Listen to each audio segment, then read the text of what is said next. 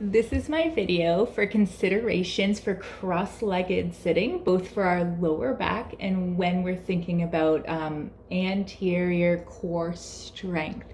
So look at the notes for anything I'm recommending for you specifically, but follow along here. Roll my sweater up so it's a little easier to see. So first we're going to go into a cross-legged position. And where we can really get into trouble sometimes when we're in a cross-legged position, if I just kind of slouch into myself here when our front core is weak, is that we end up putting a lot of pressure on our lower back. And depending on how squishy the discs are in our back, that can cause some neural referral down into the legs sometimes. Often postpartum too, the wings of our pelvis are quite open still, which can put some neural tension. So use your hands for leverage on the knees, and then you're just going to rock the pelvis forwards and backwards here. What you're trying to find is your sit bones.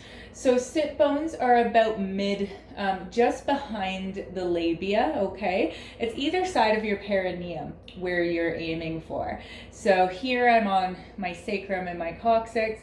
Most people can't get to their anterior pelvic floor in this position just because of fascial tension, but you don't want to be sitting on like where your clitoris is. So you may just be working at rolling forward as far as you can. And you'll notice here I'm not arching through my lower back. So if you have a really flexible lower back, I'm rolling on my pelvis, okay?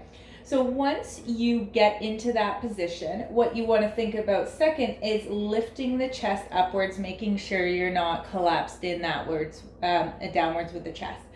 Then once you're in this position, you can take the hands off. You can either do prayer hands, hands in front, whatever is easiest for you, or you can keep your hands on the knees for leverage, just decrease the amount you're pulling.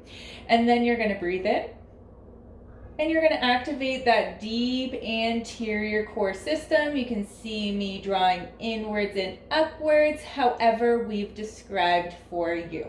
And then you're holding this position however long I have prescribed for you, and then breathing in.